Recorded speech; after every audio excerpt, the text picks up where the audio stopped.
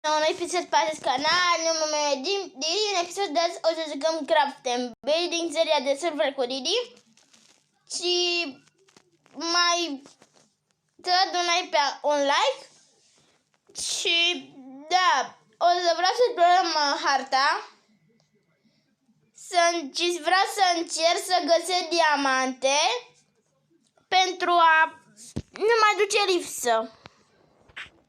După cum observați, armura și uneltele mele arată diferit. Nu știu de ce. Poate o textură, dar îmi place.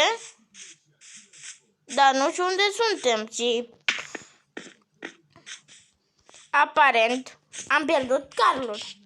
N-avem mâncare în afară de bucata aceasta. Și vreau să mor, o să mor la testuri. Ca s-a schimbat textura, e faină.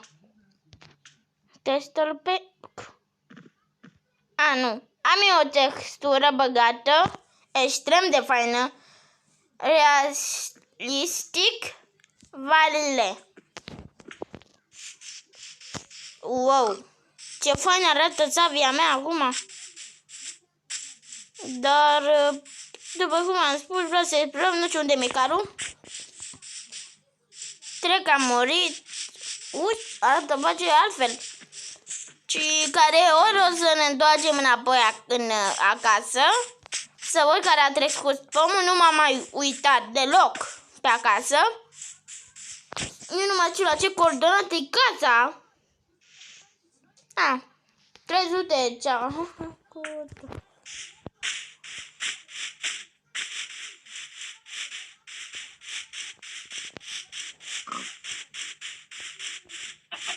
E mai greu pe telefon cu coordonatele ca pe calculator. Pentru că pe calculator, cum să zic, coordonatele apare sud, est, nord, vest, sud-est. Înțelegeți voi, distanță.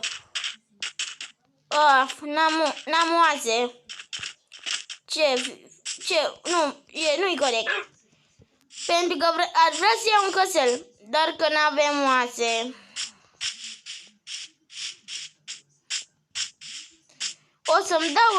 Mă gândesc, ia să puneți, mai bine o să puneți un schelete, îl bat, îi iau lutul și gata.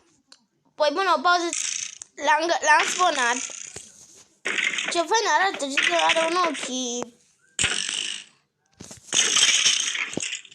O da, lupii atacă scheleții. Și momentul adevărului. Nu vreau. O să mai spunez cât va fi nevoie. Că vreau chiar un pet. Decât sau care nu-mi dau eu. Cred că o să-mi dau vreo 10.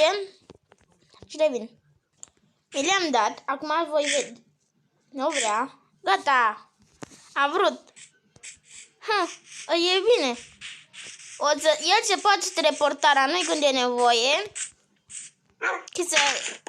Nu o să-l las alb, dar dați pentru el nume.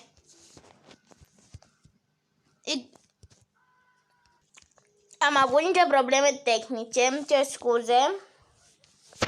Dar vestea bună este, am luat floarea aceasta care seamănă cu un ghiocel. Pentru că să-i dau curare.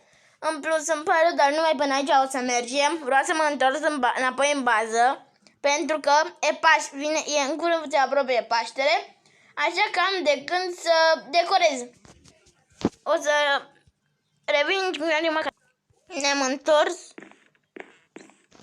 Și am observat ceva cum arată paturile. Și uite-le, sunt răzat mască. Dar nu mi-a mai crescut pomul.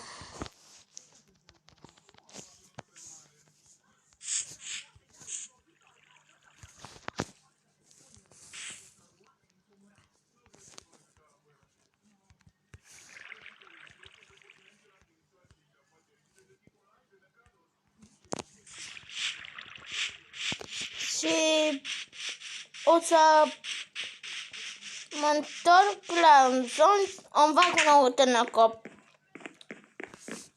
și niște unelte de piatră, că o să fie perfect uneltele de piatră. Nu o să aruncăm. O să urăț, aruncăm piatra. Vom merge în lumea. Ați o hartă? Am decis să ne mutăm de la lemn, la piatră, la fier. O hartină aceea găsită, nu ne trebuie. Multe hărți. Avem multe hărți goale. O să am nevoie și de cum să vă spun, niște unelte. Deci, acesta o să iau câteva lemn. Câteva lemn.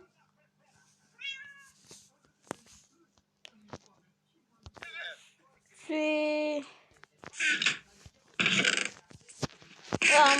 da, cam atât avem nevoie. În rest nu mai avem nevoie de nimic. Da, cine trebuie 2 vaci nu adult pui pentru a putea reuși acest lucru. Va trebui să ne facem o fermă, să nu mai trebuia să ținem vațile în modul acesta, ci nici să rămorâm noi. Pur și simplu luăm 2 pui, le omorâm pe celelalte, îl mulțim, pui aceea și gata. Asta e mâncarea de pește. Asta e tot. Una din acesta. Îmi trebuie acum un chest. Da, voi lua de cel de nucă de cocos, pentru că ceea ce n-am ce face cu el. Și da, o să și decorăm, doar că trebuie să modificăm multe chestii. Petul nostru, câinele nostru nu știu unde este. La se va teleporta în curând la noi. Pickaxe-ul nostru de iron e gata, e luat bătaie. A luat bătaie multă.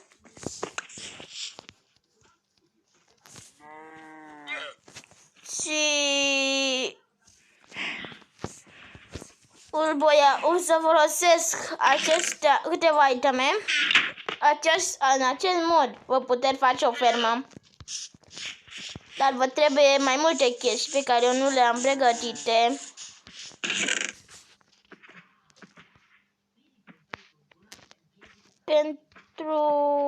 Ne va trebui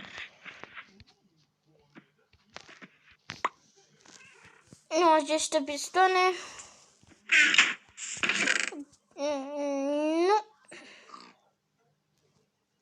Nu avem scări.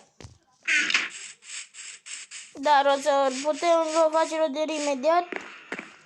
Și aparent nu se face noul update.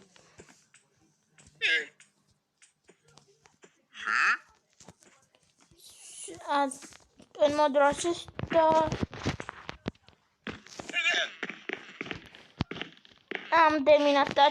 am terminat cu acesta. Deci nu vor trebui aceste materiale, o grădă de apă, un fence și gata. Asta e ferma. Și efectiv mopii. Ferma funcționează așa. E o fermă pasivă pentru playeri, dar agresivă pentru mopi. O secundă. De atât avem nevoie. Aici nu mai punem. Punem doar în modul acesta. Fiindcă care vom... Fix așa trebuie pus.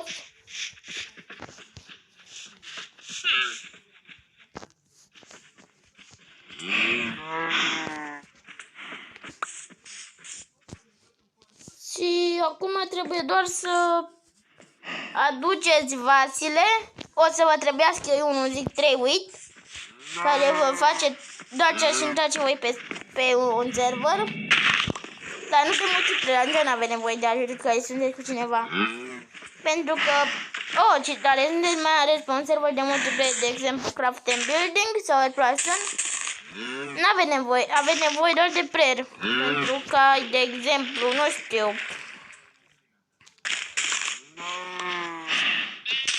el o să vă dea un alt. El vă va da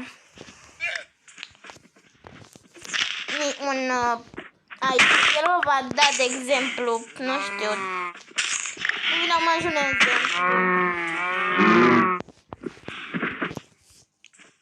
Vă poate ajuta cu mutatul vacilor. Acum vă trebuie un transport, un model de transporta. În niciun caz mai în carturi, că pe următor voi veți chinuiți să le scoateți. Cei care vreți să le scoate trebuie să așteptați să facă 25 de vaci. E ce mai greu cu vaci adulte.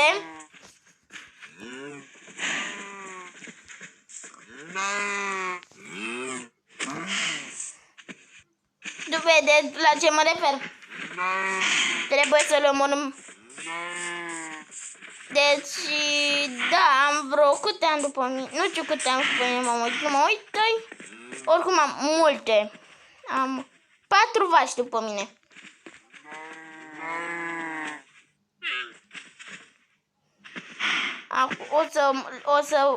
O să trebuia să le împingeți voi manual. Și eu recomand cu pui.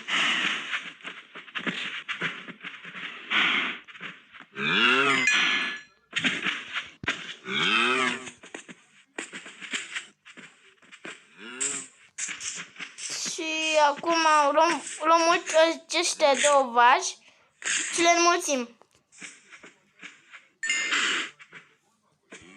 Și trebuie să le omorâți pe celelalte.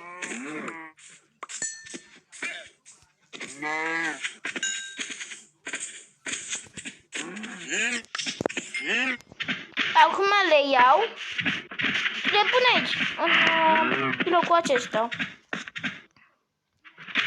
Și doar că aici e problemă și care e faza bună dar încercați cu pui. Pică simplu.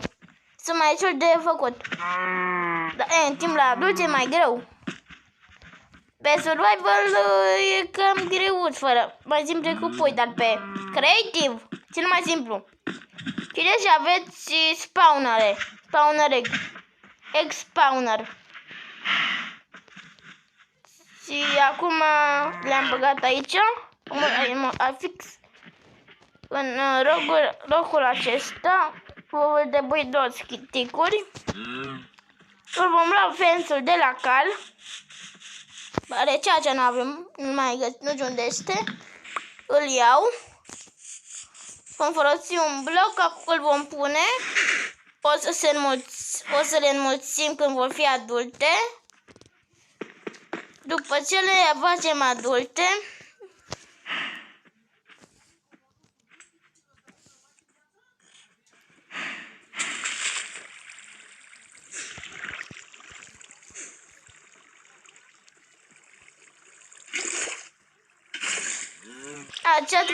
în modul acesta trebuie oare puse.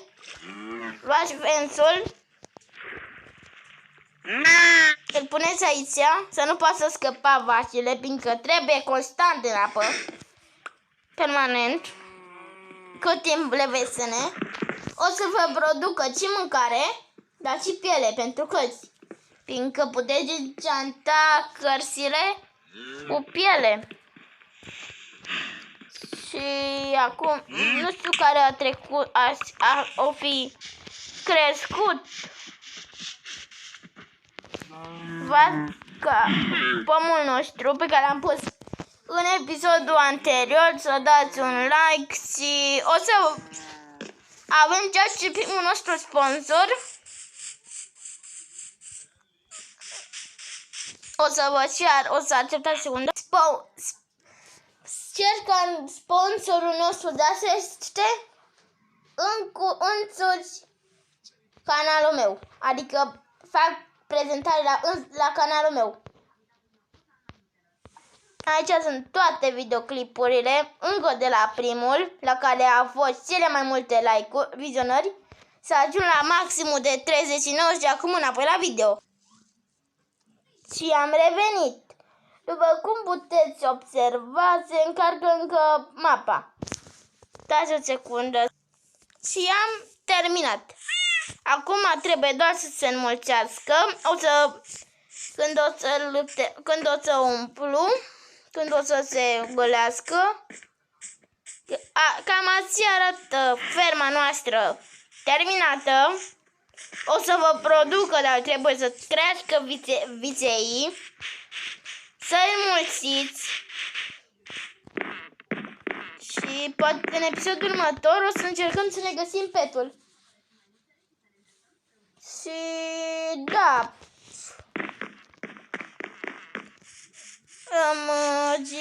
să vedem care să mai sunt.